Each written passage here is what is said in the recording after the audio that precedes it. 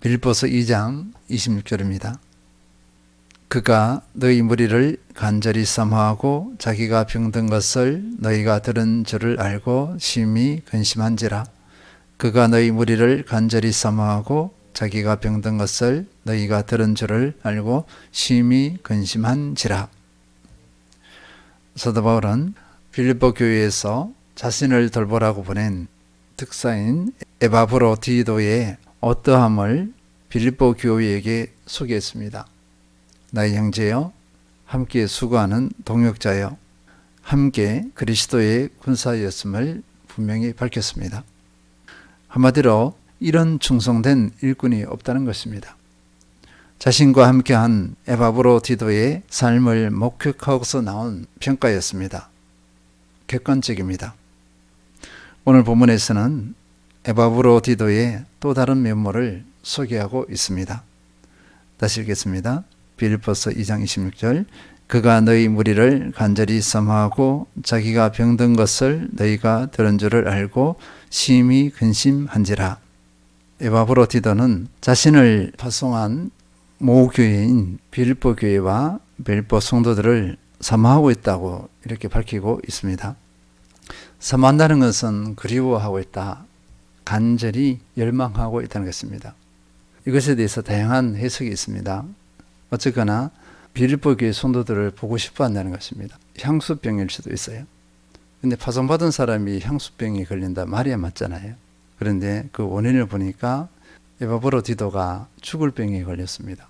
죽을 병에 걸려서 그 상황 가운데서 나온 걱정, 그러니까 자신보다는 빌립보 성도들을 향한 걱정 때문에 그렇게 보고 싶어 하지 않았나, 이렇게 해석할 수 있습니다. 하반절이 분명히 설명해 주겠습니다. 자기가 병든 것을 너희가 들은 줄을 알고 심히 근심한지라. 파송교회인 빌립보 교회가 에바브로디도가 병든 것을 알게 되었다는 것입니다. 그런데 에바브로디도의 병이 그저 감기 몸살의 정도가 아닙니다. 죽을 지경에 이르는 병에 걸렸다는 것입니다. 에바브로디도는 이것으로 인해 빌립보 교회 성도들이 근심하고 걱정하게 될까봐 근심한 것입니다. 염려한 것입니다. 혹여나 잘못된 생각을 하지 않을까? 왜 거기서 그런 일이 일어났는가? 그리고 왜 거기에 보내서 이런 일을 당하게 하는가? 하면서 교회가 분열되지 않을까 그렇게 염려한 것일 수 있습니다. 또는 하나님께서 살아계시다면 어떻게 그렇게 할 수 있는가? 성도들이 그렇게 생각할 수 있다는 것입니다. 부정적으로 생각할 수 있다는 것이에요. 에바브로디도가 지금 파송받아 간 것입니다. 아주 선한 목적으로 간 것이에요. 선한 목적으로 갔는데 왜 죽을 병에 걸려? 왜 죽을 지경에 이르러? 이렇게 하면서 부정적인 생각을 할 수 있기 때문입니다. 하나님을 믿는 믿음이 흔들릴 수 있습니다. 또는 낙담할 수 있습니다. 에바브로디도는 이것을 염려한 것입니다. 에바브로디도는 자신의 질병으로 인해 근심한 것이 아니라 이 성도들을 생각해서 근심한 것입니다. 자기의 안위가 아니라 빌립보 성도들이 시험에 들지 않을까 근심했다, 염려했다 할 수 있겠습니다. 이것을 가지고 뭐라고 표현하냐면요, 한 단어가 있습니다. 배려입니다. 배려요. 자기가 아니라 타인 중심으로 생각하는 것, 이 배려라고 할 수 있겠습니다. 그런데 이 배려가 깊은 배려예요. 그렇게 생각하지 않아도 됩니다. 그런데 그렇게 생각해요. 배려에 대한 국어사전은요, 이렇게 설명하고 있습니다. 여러 가지로 마음을 써서 보살피고 도와줌. 일반적으로 배려는 이것을 넘어섭니다. 다른 사람들의 생각과 마음을 생각하여 불편하지 않게 하는 것까지도 포함합니다. 이 배려에 대해서 예수님께서는 늘 가르치셨습니다. 누가복음 10장 36, 37절 보면요, 내 생각에는 이 세 사람 중에 누가 강도 만난 자의 이웃이 되겠느냐? 이르되 자비를 베푼 자니이다. 예수께서 이르시되 가서 너도 이와 같이 하라 하시니라. 이웃이 누구냐는 질문에 예수님께서는 비유를 들어서 설명하셨습니다. 어떤 사람이 강도를 만났습니다. 제사장과 레위인이 그냥 지나쳤습니다. 그런데 사마리아 사람이 그 강도 만난 사람을 도와주었어요. 이것을 가지고 그러면 내가 보기에 누가 내 이웃이냐 이렇게 물으신 것입니다. 이웃은 자비를 베푼 사람, 배려를 한 사람입니다. 이웃을 배려한 사람이 진정한 이웃이다. 이렇게 예수님께서 가르치셨습니다. 배려를 이렇게 가르치신 거예요. 마가복음 2장 15절, 그의 집에 앉아 잡수실 때에 많은 세리와 죄인들이 예수와 그의 제자들과 함께 앉았으니 이런 그러한 사람들이 많이 있어서 예수를 따름이러라. 예수님께서는 누구와 함께 했냐 보니까요, 세리와 죄인들, 많은 세리와 죄인들이라 했습니다. 세리와 죄인은 소외계층, 약자들이에요. 그리고 예수님께서는 연약한 사람들과 함께 했습니다.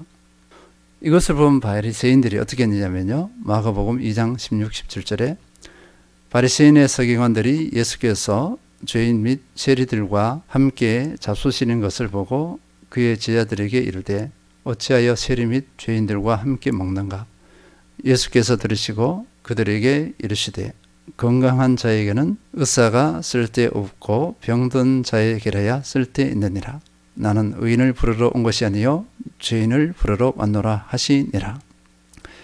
배려가 필요한 사람이 누군가 이것입니다. 예수님께서는 그 당시에 잘났다 하는 사람들이 아니었어요. 자기가 온전하다 하는 사람이 아니라 소외계층, 연약한 사람들, 또 죄인들, 이런 사람들이 배려의 대상이라고 본 것입니다. 그래서 나는 의인을 부르러 온 것이 아니요 죄인을 부르러 왔노라. 죄인을 불러 회개시키러 왔노라. 이렇게 말씀하셨습니다. 마태복음에서는요, 마태복음 19장 13절에서 15절, 그때 사람들이 예수께서 안수하고 기도해 주심을 바라고 어린아이들을 데리고 오매 제자들이 꾸짖거늘 예수께서 이르시되 어린아이들을 용납하고 내게 오는 것을 금하지 말라. 천국이 이런 사람의 것이니라 하시고 그들에게 안수하시고 그 길을 떠나신디라.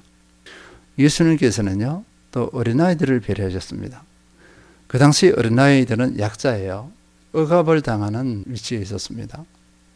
우리 시대에 말하는 어린아이가 아닙니다. 어린아이를 떠받드는 그런 세대가 아니에요. 예수님께 나오지도 못했어요. 차단합니다. 장성한 사람만이 예수님께 나올 수 있어요. 이런 시대입니다. 이럴 때 예수님께서는 어린아이들을 용납하라. 내게 오는 것을 금하지 말라. 이렇게 명령하시고 천국은 이런 사람의 것이다. 이렇게 했어요. 그리고 어린아이들에게 안수하셨습니다. 약자인 어린아이들을 배려하셨습니다.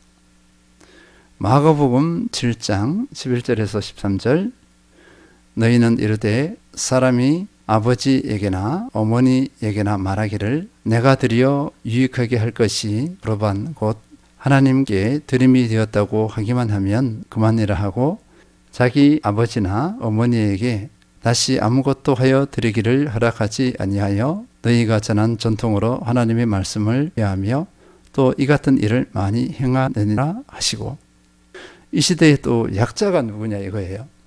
연로하신 부모님입니다. 연로하신 부모님은 자녀가 공양하지 않으면 정상적인 삶을 살아갈 수 없습니다. 성존할 수 없습니다. 그런데 그 시대에 연로하신 부모님들을 소홀히 하는 거예요.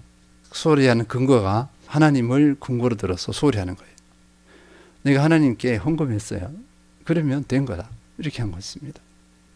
생활에 필요한 그런 물질적인 것들을 채워주지 않아요. 음식으로도 섬기지 않습니다. 이럴 때 예수님께서는 배려의 대상이 누구냐? 부모님이라고 분명히 밝히고 있습니다. 다양한 영역에서 이 배려를 가르치셨습니다. 그리고 예수님의 배려는 본인의 배려의 삶을 통해서 구체적으로 가르쳐 주셨어요. 마가복음 10장 45절, 인자가 온 것은 섬김을 받으려 함이 아니라 도리어 섬기려 하고 자기 목숨을 많은 사람의 대속물로 주려 함이니라. 예수님의 섬김은 어떤 대상이 아닙니다. 모든 인류를 향한 배려라고 볼 수 있겠습니다.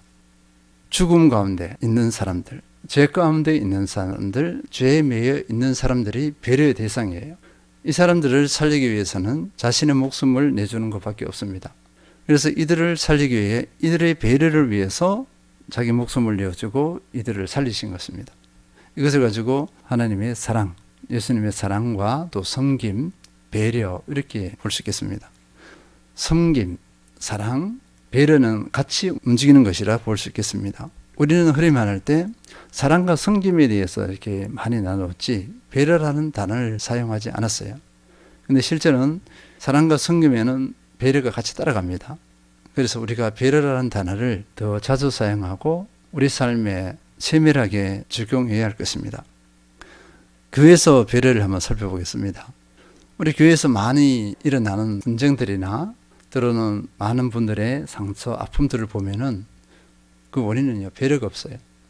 사랑이 없고 섬김이 없고 배려가 없어서 그렇게 된 것이라 볼 수 있습니다.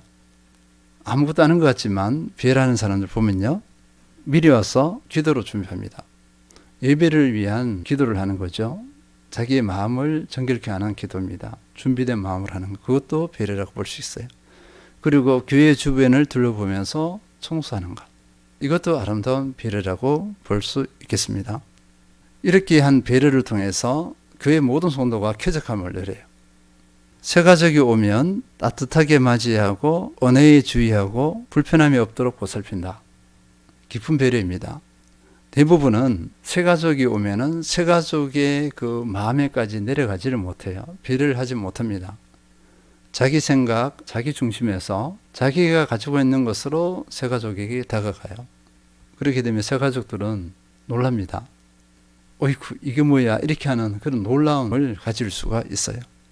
언어에 주의하고 새 가족의 눈높이를 맞추어서 새 가족에 맞게 언어를 사용하는 것.